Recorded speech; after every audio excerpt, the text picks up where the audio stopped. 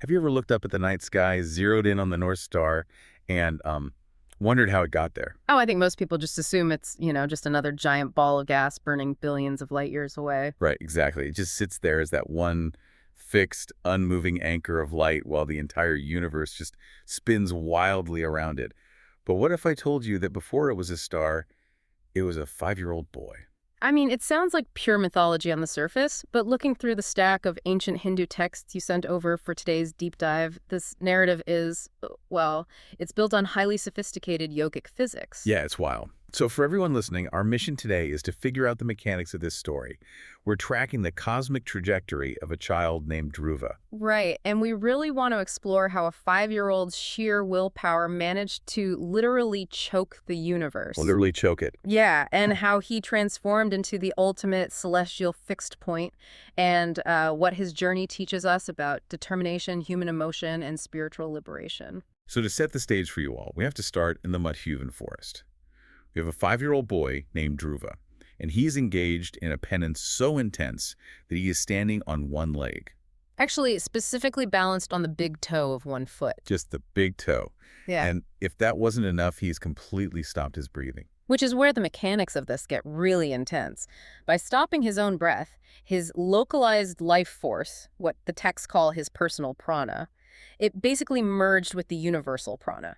Okay, but logistically, if he completely stops breathing, why doesn't his physical body just, die? Well, in the framework of these texts, we are moving way beyond standard biological oxygen transfer because he completely blocked his local prana, his consciousness locked into the macrocosm. He's bypassing biology because he's being sustained directly by the foundational energy of the universe. Wow. And that shift has terrifying physical consequences for the rest of the cosmos, right? Oh, totally. The texts describe the Earth literally tilting under the immense spiritual density of this one child standing on his toe. Because spiritual density outstrips physical mass in this tradition. Exactly. When Dhruva's localized life force locks into that universal circuit, his individual actions become universal actions. So because he stopped his breath, the universe itself lost its capacity to breathe.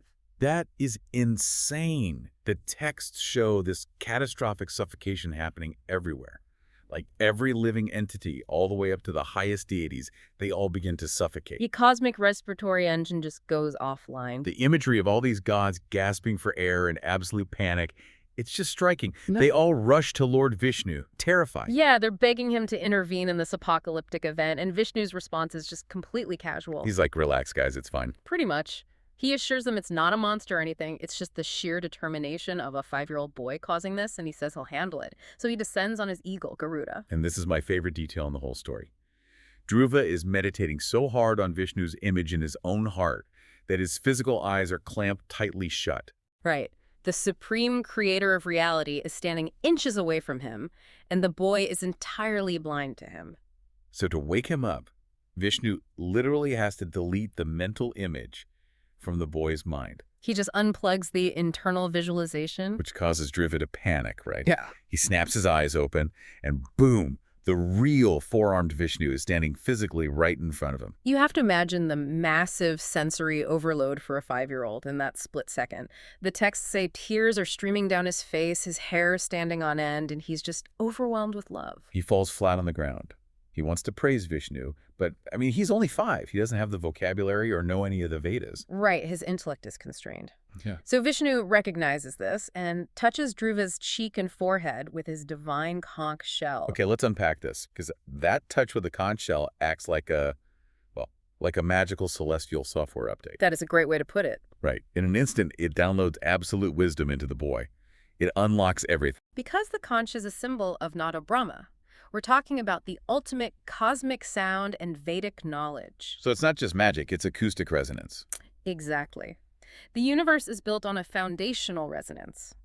By touching the conch to his skin, Vishnu harmonizes the boy's dormant intellect with the universal source code. And that harmonization allows this little kid to suddenly recite the Dhruva Stuti, which is this incredibly profound philosophical poem praising God as the source of all life. He recognizes that the divine presence just entered him and awakened his speech, his senses, his vital force. So Vishnu is obviously thrilled by this. He's so pleased that he grants Dhruva this massive ultimate reward. The cosmic real estate, yeah. Vishnu grants him a 36,000-year reign on Earth, and after that his own eternal, unmoving planet. Dhruva. Right, what we call the pole star, or Polaris. It's placed higher than the realms of the seven sages, and Vishnu guarantees it will survive even the Mahapralaya. The great cosmic dissolution. Exactly, when the rest of the universe collapses, his star will remain completely untouched. But here is where this story takes a hard pivot.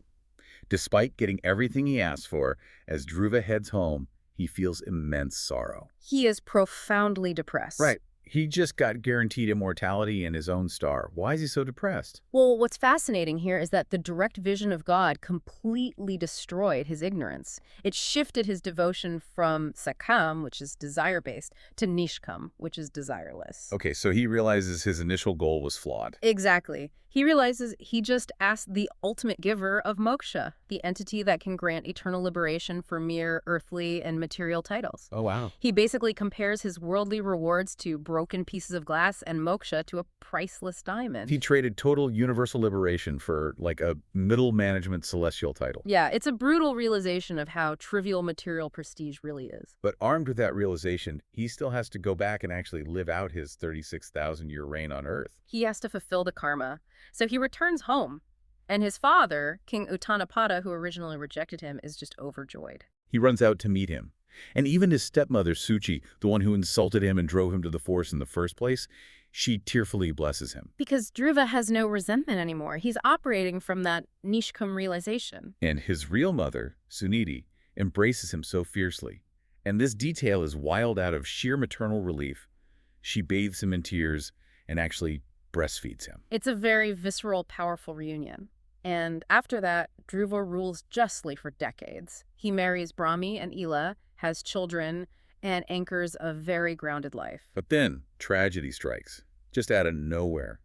His stepbrother Uttama is killed in the Himalayas by mystical beings called yakshas. And it gets worse. In her grief, Suruchi wanders into the forest searching for her son and dies in a massive wildfire. Which is a heavy karmic echo, right? The fire of sorrow she once caused Dhruva's mother, now she dies in an actual fire. Exactly. It's a dark turning point. And when Dhruva hears about his brother's murder, he completely descends into vengeance. He rides alone to the Yaksha capital, Alakapuri, and unleashes a brutal massacre. Just a systematic slaughter. Here's where it gets really interesting, though.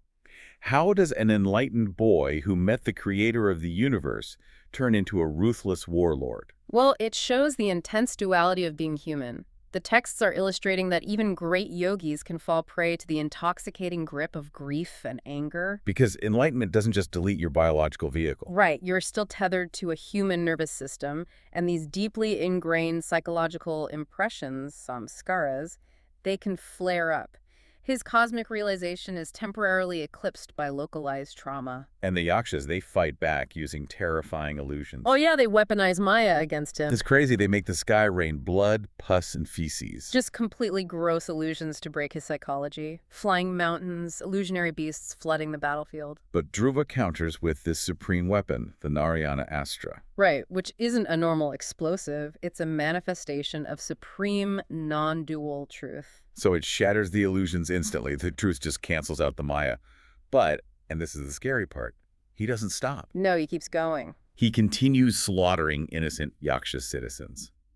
He is totally out of control, destroying his civilization. He's generating massive negative karma that could trap him back in the material cycle. So to stop a king with the cosmic power of a star, you have to call in someone with immense authority. Enter Swayambhuva Manu. Right, humanity's first lawgiver, and also Dhruva's grandfather. He appears right on the battlefield. And he gives Dhruva this incredible moral lesson on Dharma. He basically deconstructs Dhruva's entire justification. He tells him, you cannot punish an entire race for the crime of one individual. But it's not just a legal argument, right? Yeah. He attacks the philosophical root of the anger. Exactly. He reminds Dhruva that anger is a sign of ignorance. It's unworthy of a true devotee. Because if you truly see God in all beings, you can't blindly slaughter them. Right. You have to recognize the non-dual nature of reality. The same divine engine inside Dhruva is inside the Yakshas. That hits him hard. He immediately drops his weapons. Just like that. And because he submits to Dharma, the Yaksha king, Kubera, appears. And Kubera is thrilled by this obedience. He's so impressed he offers Dhruva a boon. This is his final test. Years ago, he asked Vishnu for a localized kingdom and realized he traded a diamond for glass. So this time, having learned his lesson, he doesn't ask for wealth or victory. No material desires at all. He asks only that his memory and devotion to God remain totally unwavering. He asks for the diamond. He realizes losing internal focus is the only actual threat to his existence. So his consciousness stabilizes, and he finishes his 36,000-year reign with perfect detachment. And when it's time, he goes to the Bhadrakashrama forest. To prepare his physical body for its conclusion. But it's not a normal death. A divine flying chariot, a vimana, descends from the sky. And this leads to what is probably the most awe-inspiring visual in the entire text. Oh, absolutely. Cosmic law dictates that you can't leave the material plane without the direct touch of Mrityu, the personification of death. So death approaches him. But Mrityu doesn't come to claim Dhruva by force. Death approaches and literally bows to him. Death bows with folded hands, because Dhruva's mastery over his own consciousness has forced death into submission. Exactly. And Mrityu invites Dhruva to step on his head to board the chariot. Talk about the ultimate spiritual mic drop. He literally puts his foot on death's head to use as a stepping stool. It's the ultimate conquest of the foundational human fear. But even then, as he ascends, he feels this momentary sadness, leaving his mother, Suniti, behind. Which is completely understandable. Right. But the celestial guides point out another chariot flying alongside his. His mother is ascending too. That parallel ascension is so important. It proves that a devotee's spiritual progress actually elevates their whole family. Her initial guidance sparked his journey, and his realization pulled her into liberation. It's incredible. When you synthesize this whole journey, it's really a story of how a small family rejection sparked an anger that was transmuted into supreme cosmic energy. It proves that earthly life is just filled with moral challenges and illusions, like the Yaksha War, but unwavering focus can guide you back to your true path. Exactly. So what does this all mean for you listening right now? The next time you look up at the night sky and find the North Star, that one unmoving point of light while the rest of the universe spins, I want you to ask yourself something. What is your anchor? Exactly. What is the fixed point of determination in your own life? What is the core truth you hold on to that can guide you through the illusions of the everyday world?